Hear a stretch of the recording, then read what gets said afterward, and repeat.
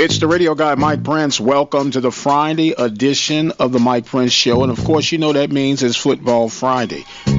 Our Instagram, Facebook, and Twitter handles for social media connections are at the Mike Prince Show. The YouTube channel is Open Mic Broadcast Network. The website, obnradio.com. And our 24-hour dial-in message line, 713-570-6736. We'd like to thank our sponsors for today's broadcast. Attorney Lee Van Richardson of Hempstead, Texas. Texas Farm Bureau of Waller, Texas. Diva Skin Conditioner at divafeet.com. And the Prairie View Athletic Club, representing Prairie View A&M University. And without any further delay, we're going to jump right into today's episode. We got a lot in store for you on today. We're going to hear from Miss Sonia Stamps, what she said. We're going to break down the opening act, if you would, for last night's football coverage of the MEAC and a surprising game out of the SWAC that we failed to mention on yesterday, but we'll catch up with all of that throughout this episode. But first, we got some high school recognitions that we want to break off and let you hear about. We'll hear from the new head football coach of the Waller Bulldogs, Coach Gene Johnson, and we'll be right back with our local high school kickoff game plans for tonight. Hey, dogs. This is Coach Gene Johnson from Waller High School. I sure hope you get a chance to come out Friday, August the 30th, and support your Waller Bulldogs as we open the season against the Bryan Vikings. I'm so proud of the boys and all the work they put in preparation for this fall. Now they just need your support in the stands cheering them on. Come see the Dogs' newest version featuring the 2019 Bulldogs. Go Dogs! As you heard, Coach Johnson invite you out to watch the Bulldogs take on the Vikings of Bryan. That kickoff will start at 7 p.m. tonight at Waller Bulldog Stadium. Other games of local concern. The Hempstead Bobcats will travel to Tomball to take on Tomball Christian. That kickoff will start at 7:30. The Royal Falcons will be on the road at Danbury. They'll kick off at 7:30 as well. And the Rose Hill Christian Eagles will travel to Austin, Texas to take on St. Dominic Salvo. That kickoff will start at 7 p.m. So all of the local high schools are on the road with the exception to the Waller Bulldogs. Going out and check them out at Bulldog Stadium to see the new look Bulldogs. I want to remind you that we'll be hearing from our coaches on Sunday nights, those who are available on the live sports report starting at 9 p.m. Central Standard Time. After my first car accident, I feared the biggest damage would be to my wallet. I expected a mountain of bills and a long, drawn-out process. But my Texas Farm Bureau insurance agent was there when I needed her and helped me get back on my feet and in my car in no time. Instead of a hassle, I got reassurance and a quick recovery. Call Agent Jeremy West at 936-931-3696 to see if you qualify to save up to 40% off your auto insurance. Coverage and discounts are subject to qualifications and policy terms and may vary by situation. Now to get us up to speed on the kickoffs from last night's college action, beginning with the MEAC. Delaware State fell short to Delaware by the score of 31-13. Number 17th ranked University of Central Florida all over the FAMU Rattlers by the score of 62-0. Bowling Green 46, Morgan State 3, and Austin Peay over North Carolina Central 41-10. Over in the Southwestern Athletic Conference was probably the surprise game of the night. Although they fell short, Alabama State came in with their hard hats as promised by Coach Ely. Fell short to UAB by the score of 24-19. Alabama State had a huge night from Deron Bell. He picked up a 67-yard touchdown run. He ended up with 112 yards on the night with 10 carries. If you could summarize this game for the Hornets, it would be the one that got away. A few blown opportunities for the Hornets. And I'm sure Coach Ely will be the first to attest to that, but you got to be pleased with what you've seen coming out the gate with ASU Hornet football. The tale of the tape was somewhat even. 12 first downs for the Hornets, 16 for UAB. Hornets were 3 of 15 on third down, while UAB was 1 of 13. 145 yards rushing for the Hornets versus 176 for UAB. Passing yards, Hornets 115, UAB 114. Total yards, 260 for the Hornets, 290 for UAB. Turnovers end up being the name of the game for the Hornets. 1 interception, 2 fumbles, losing 1, as the time of possession was 28 minutes, 8 seconds for the Hornets, 31 minutes, 51 seconds for UAB. The voice of student athletics, the Open Mic Broadcast Network. As we get ready to roll out on the Saturday kickoff in the Southwestern Athletic Conference, you'll have Southern at McNeese. That game is scheduled for 6 o'clock. Mississippi Valley at Tennessee State. That game, too, is scheduled for 6 p.m. Alcorn at Southern Miss, another 6 p.m. kickoff. Grambling at UL Monroe. And Arkansas Pine Bluff at TCU. Those are scheduled for 7 p.m. The Prairie View A&M University Panthers and the Texas Southern Tigers, you've heard us talking about it all week long. They'll kick off at 5:30 for the 35th Annual Labor Day Classic. Are you one of the many Americans that deal with the effects of diabetes? Diva Skin Conditioner could be the remedy that you need. Diva Skin Conditioner is a formulation that was designed with you in mind. Diva Skin Conditioner comes with a money-back guarantee. That's how confident they are in their product. For more information, visit divafeet.com. That's D-I-V-A-H, feet.com. Or you can speak with a representative by dialing 903-270-0026. And, of course, on Sunday, we'll feature the MEAC SWAC Challenge, Bethune-Cookman taking on Jackson State.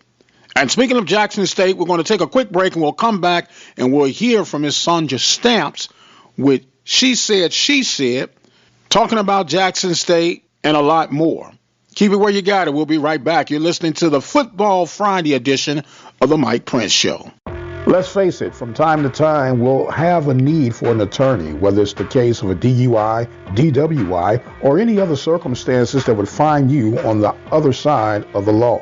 Attorney Lee Van Richardson, located at 1047 Austin Street, is the one to call. Attorney Lee Van Richardson and his staff are equipped to help you get through your legal battles. Attorney Lee Van Richardson, 979-826-8008 in Hempstead, Texas. Hello, this is Sonia with She Say Sports, and it seems like I'll be alone today. Mike had to take care of some things, and he has given me full reign of the show. Now, I won't be before you long. I know I sound like a preacher when I say that, but I will not be before you long. I just will discuss a few things regarding Jackson State and Bethune's game, SWAC opener for us in Atlanta this weekend, as well as major hurt for a lot of Colt fans happened this week, and I'll get more into that later. However, I'll start with the Jackson State Tigers, I love, as well as Bethune-Cookman meeting in Atlanta this weekend on Sunday. This is the 15th annual MEAC SWAC Challenge, and MEAC has won 9 of the last 14 games played. As you know, last year, Prairie View, Mike's beloved Prairie View, defeated North Carolina Central for the opening of 2018 season. Jackson State is planning to continue that winning streak for the SWAC. This will be Jackson State and Bethune's first time meeting since 1989, and the Tigers hold a 4-2 series lead. So statistically, looks like we'll win again. However, I believe it's going to be a very competitive game. Jackson State, as I spoke with you guys a couple of weeks ago regarding quarterbacks earlier, we have some real competitiveness going on with this quarterback campaign. Eric Ponder, our junior, as well as our 4-star freshman Jalen Jones, they're in the top running for the job. However, we also have a sophomore, Matt Little, from Western Michigan, and true freshman Quincy Casey that are also bidding for this job. I love what Coach Hendricks is doing. He is making this very competitive, and we won't know who has a starting job until they go on the field on Sunday. So I'm excited to see how that's going to go. Also, it's going to be a homecoming for Wildcats coach Terry Sims. Sims graduated from Wayne County High School. Anytime he has an opportunity to play at home, it's a real treat for him. Last but certainly not least, the retiring of Andrew Luck, the Indiana coach, this week. It sent shockwaves throughout the NFL as well as Indiana Colts fans. I was very shocked, not surprised because of all the injuries he's had in the last 4 years. Andrew Luck is 29 years old. He was the former number 1 pick and 4-time Pro Bowl, and he's just tired of dealing with injuries. 20 years ago, Barry Sanders was 31 years old. He was called a quitter, not trying to do it, bait anything, but it's interesting how, Luck is being called a hero and, better to have a better quality of life, and I totally agree. Who wants to go through their life, 10, 15 years down the line because you wanted to continue playing ball? One, because it's the love of the game most. 2, because your agent, your family, your friends, your fans, the front office, everyone is telling you stay because, you're the best. Stay with the Colts or go to another team, but continue playing. However, you're hurting. And I've learned for myself, pleasing other people sometimes makes me sad. And he was pleasing everybody else while being hurt and being sad because of his decision. And I think it's a good idea that he pulls out. I mean, he's still young. He walked away with $31 million of his contract. I mean, hey, he got a good deal as far as his money. And he's been mulling over retirement for a while. And it's for the last, at least, not the last 2 weeks, I wouldn't say a while. Because of the leg injury, it keeps him sidelined. So, good luck to him. Kudos to him. Colts fan, of course, they booed him, and he said it hurt him, but, he'll get over it. It's life. You can't please everybody. But I know somebody who is ready to step right in as quarterback. He's in shape. He's been training. He's been working out. He's been keeping himself ready just for a moment like this. Yes, you all know who I'm talking about. Colin Kaepernick, number 7. What's up, NFL? Let's see what you made of. This man did not lose his job because he was not a great quarterback. You know why he lost his job. So let's right this wrong. Let's bring Colin back. Let's see what we made of, America. Let's see what's really going on. Give Colin this job if he wants it. But I know he does because I know he misses the game. So we'll see. So there you have it. Like I said, I wouldn't be before you long. I just wanted to touch a few bases with some things. So I was just straight, to the point and say what I needed to say. However, Mike and I will be back together on Sunday to talk about the Bethune and Jackson State game and who won, which will be Jackson State. I'll see you next time. Bye-bye. Once again, don't forget to join Sonia and I. She'll come in on a segment on our Sunday Sports Report Live beginning at 9 p.m. Central Standard Time right here at the Open Mic Broadcast Network at obnradio.com, or you can check us out on Spreaker.com at Open Mic Broadcast Network, OPEN, capital MIC. That's all one word, Broadcast Network. Well, the shots were fired, and you guys have responded quite well. Yesterday's episode, we broke down the Dave Campbell's article on the top 8 college football rivals in the state of Texas. And if you need a reminder, we'll run through it real quickly. Texas versus Oklahoma, UTEP versus New Mexico State, SMU versus North Texas, Mary Hardin versus Hardin-Simmons, Incarnate Word versus UTSA, Texas A&M Commerce versus Midwestern State, Baylor versus TCU, and Sam Houston versus Stephen F. Austin. You guys got just as fired up as I did, and I believe deservedly so. You could have at least rounded it out to the top 10, including Texas A&M, Texas, and Prairie View, Texas Southern. But to even figure that this was remotely a prime list, I truly would beg to differ.